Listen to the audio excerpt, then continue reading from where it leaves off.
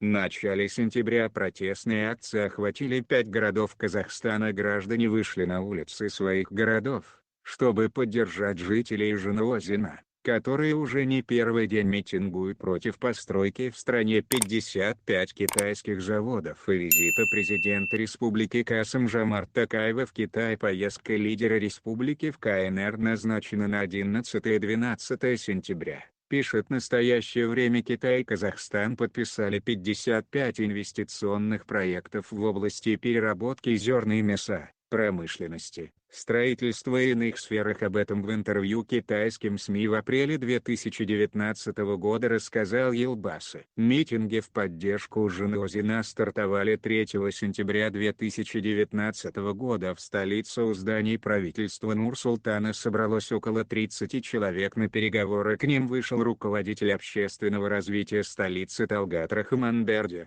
Он разъяснил, что 55 инвестиционных проектов и строительство 55 китайских заводов – это разные вещи, никто их строить не планирует. На следующий день митинги прошли в Алматы, Караганде и Шымкенте. В разных городах поддержать жанаозенцев вышли от 10 до 30 и более человек. Люди спрашивали о том, какой толк республике приносит отданное китайцам второе по размеру месторождение, и почему казахстанцы не могут там работать так же. Активисты напомнили, что все граждане имеют право на долю от недр страны. Китай, один из самых крупных кредиторов и инвесторов Казахстана. В 2018 году республика получила от Пекина кредит в размере более 2 миллиардов юаней.